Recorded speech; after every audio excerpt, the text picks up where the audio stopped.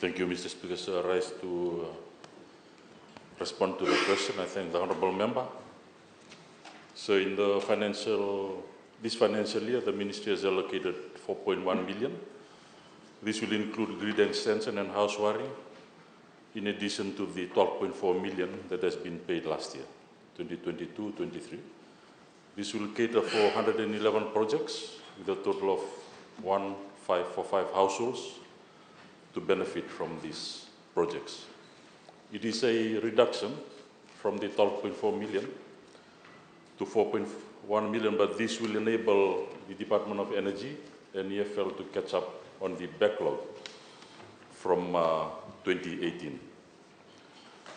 This will be in addition to the 29 projects which benefits about 1966 households with a value of 16.38 million that are currently under construction by EFL.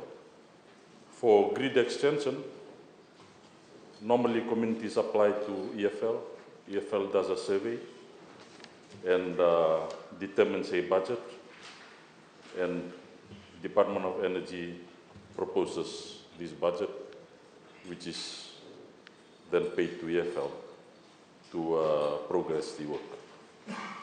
In terms of the, as I mentioned, there is a backlog, and this includes ongoing projects for grid extensions, totaling 140 projects from 2018-2019, that is worth about 12.1 million, 21-22, 2.05 million, and in the years 22, 23, and 23, 24, up to 15.9 million.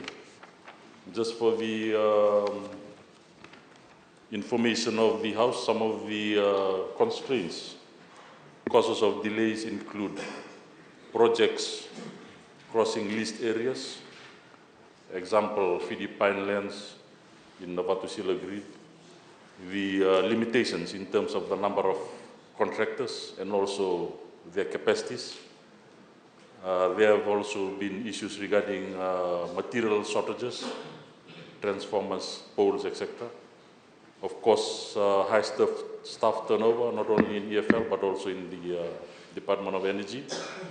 Of course, we face the issue of the COVID-19, and there have been issues with revised tenders and costs, global supply chain issues in terms of such technical equipment, and inclement weather, and finally also the challenges of our rural roads in terms of access.